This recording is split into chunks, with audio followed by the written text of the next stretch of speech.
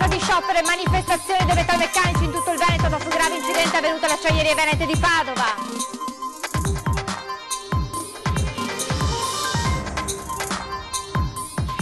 Ennesima tragedia sul lavoro, un 42enne sta lavorando con il trattore sulle colline di Farra di Soligo, all'improvviso il mezzo si ribalta schiacciandolo. L'eliminazione del doppio mandato per i consiglieri regionali nella legge elettorale del Veneto avrebbe scatenato l'ira del presidente Zaia. Il presidente del consiglio regionale Ciambetti getta acqua sul fuoco. È stata liberata ad Islamabad la studentessa pakistana residente a Verona, portata con l'inganno dei familiari nel paese d'origine e costretta ad abortire. La ragazza sta bene. La zia di Cristina Pavesi, uccisa nell'assalto al treno portavalori dagli uomini di Felice Maniero, incontra Paolo Pattarello, ex della Mala. Lo perdono, dice Michela Pavesi. Crisi pasta Zara, vertice questa mattina, i sindacati abbiamo avuto rassicurazioni dall'azienda che ha garantito che posti di lavoro e stipendi sono la priorità. Tappa veneta del Giro d'Italia, la carovana rosa ha toccato veneziano padovano fino ad arrivare al traguardo di Nervesa della Battaglia, entusiasmo e grande festa al passaggio dei ciclisti. Telespettatori di Antenna 3, buonasera e ben ritrovati con l'edizione del Veneto dei nostri telegiornali. In primo piano una buona notizia che arriva dal Pakistan, dove è stata liberata la giovane studentessa ventenne che con l'inganno era stata portata via da Verona, dove da anni viveva, dalla sua famiglia, portata appunto in Pakistan, nel suo paese d'origine, e costretta ad abortire. La sua unica colpa, quella di essere incinta di un ragazzo italiano. La giovane aveva inviato dei messaggi WhatsApp terribili nei giorni scorsi ai suoi compagni di scuola, dove appunto aveva raccontato quanto le stava accadendo. Subito la Digos e il consolato pakistano in Italia si erano attivati per cercare la ragazza. Poi nel pomeriggio appunto l'epilogo positivo con la notizia che la ragazza è stata liberata. Secondo le prime indiscrezioni la ragazza sarebbe stata liberata appunto nella zona di Islamabad grazie ad un intervento delle forze di polizia pakistane. La giovane è in buone condizioni di salute e si trova in un luogo sicuro. L'operazione che ha portato alla sua liberazione ha visto il coinvolgimento assieme alla Farnesina del consolato italiano ad Islamabad e della questura di Verona. E adesso parliamo dell'incidente avvenuto domenica scorsa alle acciaierie venete a Padova. Oggi in tutto il Veneto scioperi e presidi dei metalmeccanici davanti ai cancelli delle acciaierie venete, in 1000 a chiedere più sicurezza nei luoghi di lavoro. E ci vuole un segnale forte da subito. Vi ringrazio e un pensiero va ai nostri feriti e alle loro famiglie. Un migliaio di tute blu davanti alla sede delle acciaierie venete, una manifestazione silenziosa per chiedere sicurezza nelle fabbriche. Sciopero di 4 ore del settore metalmeccanico, oggi al termine di una settimana nera sul versante degli incidenti sul lavoro. Dobbiamo continuare a chiedere che le istituzioni intervengano e che anche noi dobbiamo continuare a fare più cultura sulla sicurezza, perché rischiamo che diventi una guerra, non un posto di lavoro. Lunedì i rappresentanti sindacali verranno ricevuti in regione per chiedere più controlli, perché non si può morire di lavoro, dicono. Sabato prossimo ci sarà un'altra manifestazione regionale dei metalmeccanici a Padova. I lavoratori chiedono che non vengano abbandonati a se stessi di poter continuare questa lotta. Bisogna ripensare come si lavora dentro i luoghi di lavoro, perché così non può funzionare. Questa settimana è stata un'ecatombe tra morti e feriti, credo che sia stata una delle settimane più disastrose degli ultimi anni. Gli operai non possono continuare a morire così. Il pensiero oggi va a chi è rimasto ferito nell'incidente di domenica scorsa. Nei giorni scorsi i lavoratori delle acciaierie si sono alternati in modo solidale, insomma, per andare a trovarli in ospedale. Nel caso specifico delle cose le avevamo dette, potevamo anche, volendo, dimezzare questi infortuni, sicuramente. E intanto questa mattina nella Marca ennesimo incidente sul lavoro. Un 41enne ha perso la vita a Farra di Soligo dopo che il trattore sul quale stava lavorando si è ribaltato schiacciandolo. Shock nel comune dove la vittima e la famiglia erano molto conosciuti.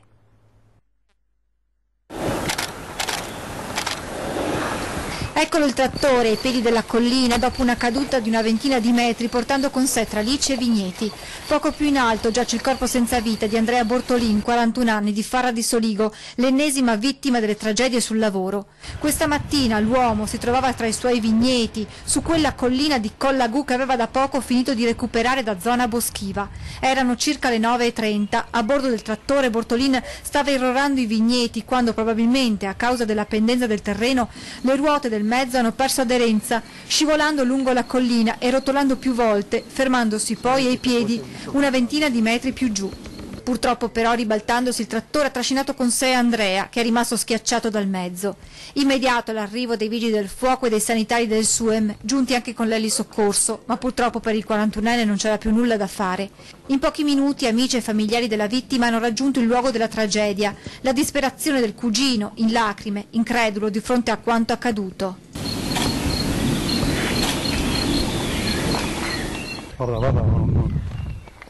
L'enterrare mio amico intimo era non so cosa dire.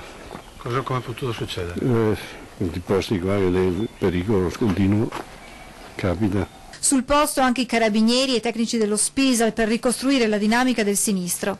Una famiglia, quella di Francesco Bortolin, molto conosciuta a Farra perché da sempre impegnata nella produzione del prosecco, e proprio il presidente del Consorzio di tutela del Conegliano Valdobbiadene, Innocento Nardi, appena appresa la notizia ha raggiunto Collagù.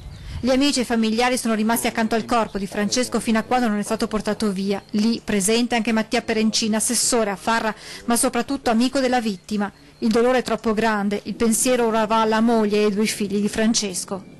È una tragedia che ha scosso tutta la comunità, tutta la borgata, e non ho neanche parole perché era una famiglia, una bella famiglia, una famiglia conosciuta. Queste rive le ha sistemate tutte lui. Non si può mai morire per lavorare, mentre si lavora, le morti sul lavoro sono terribili e morire così poi è per un lavoro poi tra l'altro anche di fatto chi lavora qui è gente che è innamorata anche del proprio territorio. E questa tragedia porta a 22 il numero dei morti registrati in Veneto da inizio anno, una situazione non più tollerabile, dicono CGIL, CISL, UIL, che oggi da Mestre hanno lanciato un percorso di mobilitazione generale. Noi in Veneto ogni 5 giorni piangiamo un morto. Non è accettabile che un lavoratore, una lavoratrice parti da casa la mattina e non sa se poi la sera ritorna. La matematica è una scienza esatta. Da inizio 2018 a oggi in Veneto sono stati registrati 22 morti sul lavoro, 74.100 gli infortuni complessivi nel 2017, numeri impressionanti che pongono la nostra regione al vertice della classifica nazionale degli incidenti nei luoghi di lavoro. L'ultimo infortunio fatale stamani in provincia di Treviso, che con Verona condivide il primato delle morti bianche, superando addirittura Milano. È una situazione inaccettabile, per questo abbiamo chiesto alla Regione di convocare un tavolo, bene la convocazione per lunedì, ma a Zaia diciamo non servono cerimonie, non servono riti, non servono parole, servono fatti e risposte concrete. E così partito oggi da Mestre il percorso di mobilitazione generale lanciato da CGIL, CISL e UIL in tutto il Veneto, perché il tema delle morti sul lavoro va affrontato non solo in termini di denuncia ma di strategia di intervento. Al tavolo di lunedì prossimo, convocato a Venezia dal presidente Zaia, i sindacati consegneranno una piattaforma condivisa con proposte e obiettivi rivolta alla Regione, che in materia ha responsabilità e funzioni dirette, e alle associazioni datoriali che per la prima volta siederanno al tavolo istituzionale e a cui è richiesto il rilancio del ciclo degli investimenti volti a rafforzare la prevenzione e la sicurezza per la salute dei lavoratori. In cima alle urgenze poste dai sindacati c'è la questione del rafforzamento degli Spisal, in Veneto pesantemente sotto organico. Rafforzare gli Spisal vuol dire rafforzare il sistema di prevenzione. Loro possono svolgere un ruolo importante sia nell'accompagnamento della formazione dei lavoratori, sia nell'essere un punto di riferimento per i rappresentanti dei lavoratori sulla sicurezza, che molto spesso sono un po' abbandonati a se stessi. In vista del tavolo di lunedì prossimo, CGIL, CISL e UIL hanno annunciato contestualmente un pacchetto di 8 ore di sciopero regionale da stabilire per modalità e data se entro un mese non arriveranno risposte concrete alle questioni poste alle istituzioni e alle associazioni datoriali, cui si aggiungono la manifestazione unitaria già organizzata per sabato prossimo a Padova e una campagna territoriale di assemblee nei luoghi di lavoro. I sindacati chiedono tra l'altro il rafforzamento della formazione a partire dai banchi di scuola, oltre al controllo e alla verifica preventiva delle procedure di gara negli appalti. Dove può la Regione, dove possono le associazioni, non si arrivi a tirare su quelli che sono i costi quando si riducono i costi per prendere l'appalto. È chiaro che si va a ridurre anche la sicurezza nei luoghi di lavoro. Domani in diverse piazze venete i gazebo della Lega per chiedere agli elettori se promuovono o meno il patto di governo, un passaggio questo che a Vicenza assume un significato importante in chiave amministrative. Il giorno della verità. Il contratto di governo deve superare la prova del fuoco. Domani a Vicenza e nelle altre città italiane i gazebo della Lega sottoporranno l'accordo raggiunto con il Movimento 5 Stelle al giudizio degli elettori. Dalle 8:30 del mattino a mezzogiorno in piazza del Mercato Nuovo il patto giallo grillino e verde padano verrà messo ai voti. La domanda è secca. Sei d'accordo sulla sottoscrizione di un contratto di governo con il Movimento 5 Stelle per perseguire e realizzare tra gli altri i seguenti punti: eliminazione della legge Fornero, garanzia del diritto alla legittima difesa, il blocco degli sbarchi e il rimpatrio degli immigrati irregolari, l'autonomia, la flat tax, l'eliminazione delle accise sulla benzina, l'abolizione degli studi di settore, la pace fiscale con saldo e stralcio delle cartelle esattoriali per i piccoli contribuenti in difficoltà economica, la ridiscussione di tutti i trattati europei, il potenziamento delle risorse per le forze dell'ordine, gli asili gratuiti, l'azzeramento dell'IVA sui prodotti per l'infanzia e l'introduzione di un ministero per la disabilità. Insomma, siamo all'ultimo giro di boa. La Lega nelle piazze coi gazebo, il Movimento 5 Stelle sulla piattaforma Rousseau, prima di tornare a Roma chiedono ai cittadini di dire sì o no al contratto di governo. Se arriverà il placet degli elettori, allora lunedì ci sarà anche il nome del nuovo premier. Si chiuderà il cerchio, inizierà la nuova epoca del Paese Italia, contrassegnata dalle 5 Stelle del Movimento e dalla linea dura della Lega. Ma quello di domani sarà un indicatore importante anche per le amministrative di Vicenza, perché se il patto del cambiamento firmato Carroccio passa a pieni voti, potrebbe tirare la volata al candidato del centrodestra Francesco Rucco. La voglia di cambiamento che c'è a livello nazionale, la stessa voglia che noi vogliamo portare a Vicenza dopo 10 anni di amministrazione centro-sinistra, con il centrodestra unito, con la Lega che sostiene Francesco Rucco sindaco. Quindi vi aspettiamo numerosi domani mattina dalle 8:30 alle 12 al Mercato Nuovo. Voltiamo pagina per parlare di un incontro a dir poco emozionante, quello che si è tenuto ieri nello studio di Michela Pavesi, zia di Cristina, la giovane uccisa durante l'assalto ad un treno portavalori a Vigonza nel Padovano nel 1990. La zia ha incontrato uno degli ex componenti della Mala che partecipò a quell'assalto e che ha chiesto perdono ai familiari della studentessa. È stato difficile, però ho pensato che comunque lui veniva da me ed era un grande passo anche per lui. Quando ci siamo visti, che ho aperto la porta, mi ha detto: signora, non mi guardi con quello sguardo. Io avevo bisogno di guardarlo profondamente negli occhi. Così Michela Pavesi racconta i primi istanti dell'incontro con Paolo Pattarello, di Dolo, da poco uscito dal carcere dopo aver scontato 30 anni per vari reati legati all'ex Mala del Brenta. Lui era un uomo di felice maniero, lei è la zia di Cristina, uccisa nel 1990 dalle schegge del vagone portavalori Venezia-Milano fatto esplodere proprio dagli uomini di Faccia d'Angelo. Cristina viaggiava su un altro convoglio proveniente da Padova, dove studiava, e diretto nella sua città Conegliano.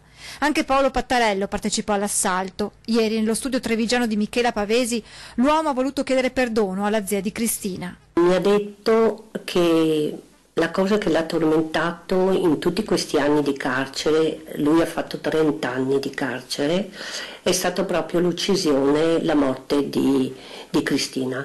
Paolo Pattarello ha poi raccontato come avessero pianificato l'assalto. Non avevano pensato che ci potessero essere delle vittime. Avevano addirittura fatto la prova dell'assalto. avevano usato poco plastico in modo da non aver vittime. Paolo ha pagato per quanto fatto, ha tagliato con quella vita, dice Michela Pavesi. L'ho perdonato perché è una persona che comunque ha dimostrato un grande dolore. Si vede che Paolo è una persona provata, continua Michela Pavesi, non come Felice Maniero. Non lo odio, non ho sete di vendetta, ma il perdono è una cosa seria. Io non darei il perdono a Maniero. Perché? Che cosa ha dimostrato in tutti questi anni? Lui continua a fare la sua vita, continua a fare le sue dichiarazioni e quindi credo proprio che neanche se venisse qui io darei il perdono a Maniero. L'incontro di ieri, sottolinea Michela Pavesi, mi ha dato un nuovo senso di libertà e di giustizia. La giustizia che non ho avuto, che non avremo mai, probabilmente passa anche da questa. Torniamo alla politica, quella locale, con l'eliminazione del doppio mandato per i consiglieri regionali nella legge elettorale del Veneto in discussione a Palazzo Ferrofini, che avrebbe scatenato l'ira del presidente Luca Zaia, che stando a voci di corridoio avrebbe appreso a cose fatte della presentazione dell'emendamento Finozzi. Getta acqua sul fuoco il presidente del Consiglio regionale Ciambetti, che abbiamo raggiunto telefonicamente. Ma ho visto ricostruzioni giornalistiche secondo me non troppo realistiche, mettiamola così. Naturalmente quando sei in aula ci sono dinamiche d'aula che non possono essere anche magari comunicate o gestite con chi non è presente fisicamente a Ferrofini. Mi pare che non ci sia alcun problema sull'iter della legge che stiamo portando avanti. Tra l'altro, ripeto, una legge in linea con quelle delle altre regioni italiane. L'eliminazione del vincolo del doppio mandato per i consiglieri regionali prevista nelle modifiche della legge elettorale in discussione a Palazzo Ferrofini non sarebbe stata indolore, non perlomeno nel modus operandi, che secondo voci di corridoio e resoconti di stampa avrebbe irritato e non poco il governatore Zaia. Il motivo? Il cambio in corsa del relatore dell'emendamento, la cui primogenitura è di Fratelli d'Italia, ma che è stato presentato dal leghista Finozzi. Si dice che Zaia non fosse stato informato, ma il risultato della votazione, con tutta evidenza, non ne ha cambiato contenuto e scopo. Il Presidente era fermo sul limite dei 2 mandati per i componenti della Giunta e quella cosa non è stata assolutamente toccata.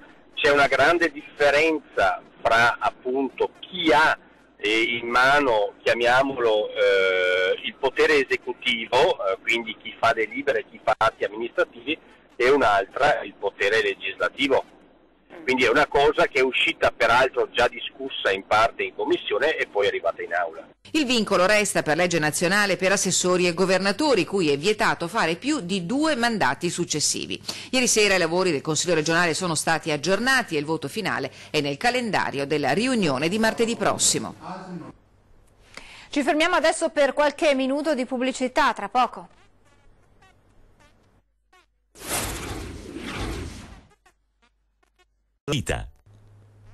Rieccoci in diretta per parlare della crisi di Pasta Zara, un confronto schietto e positivo, così i sindacati definiscono quello avuto in mattinata con l'imprenditore Furio Bragagnolo e il manager Angelo Rodolfi ai vertici dell'azienda di Riese Pio X. Azienda che ha chiesto il concordato preventivo in bianco e che ha definito prioritari posti di lavoro e stipendi.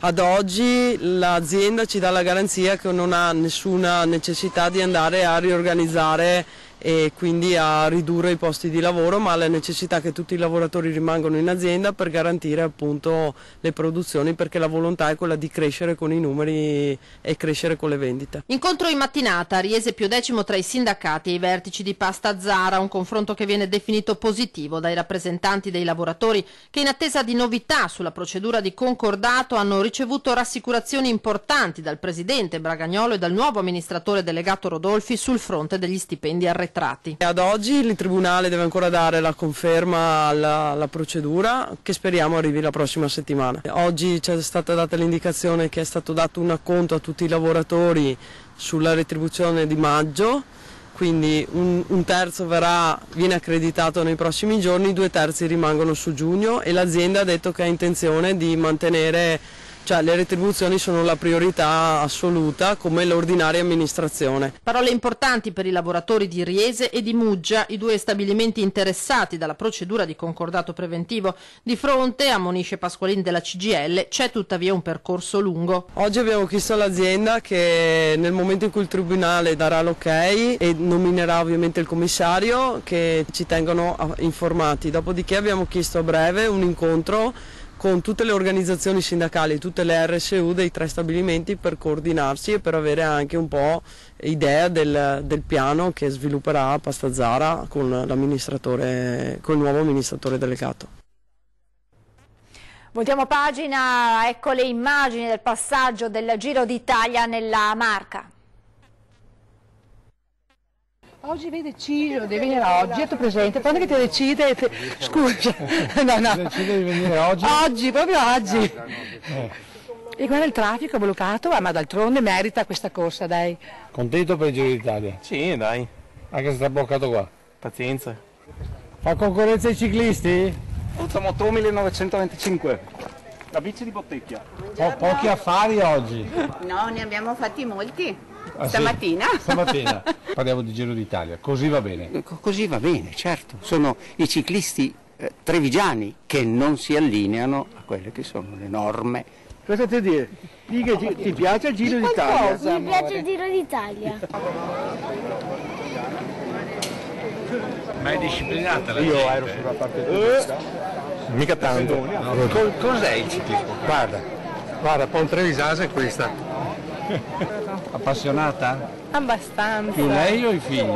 Cerchiamo di trasmettere la passione. Mondiale, adesso so, il lago di Medà, la cosa, il velodromo, c'è le piscine olimpiche. A Remo dove sei?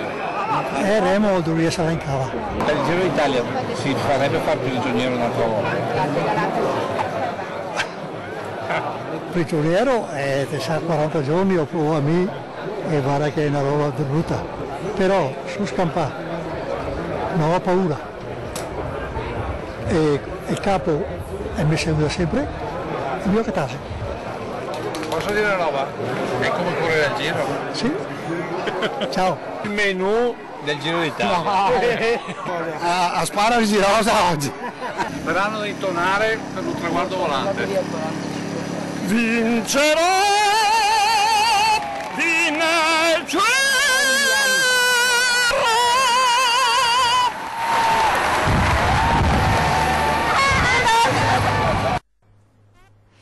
Ancora pioggia, ma da domani torna il bel tempo.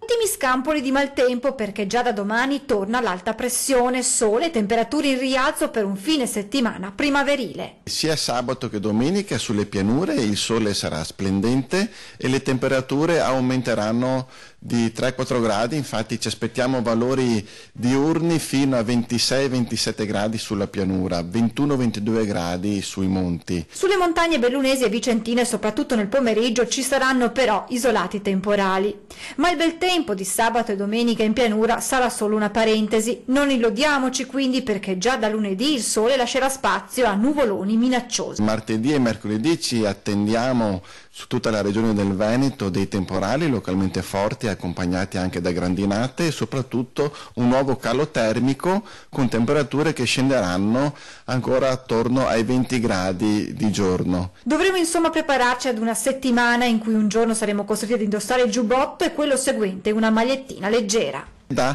giovedì e venerdì, quando avremo valori anche quasi estivi.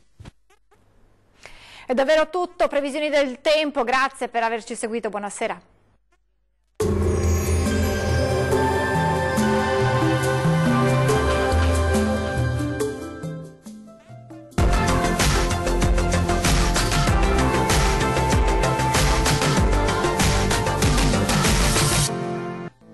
Ben ritrovati al meteo. Tempo lievemente instabile sulle nostre regioni, ma vediamo il dettaglio di sabato 19 maggio.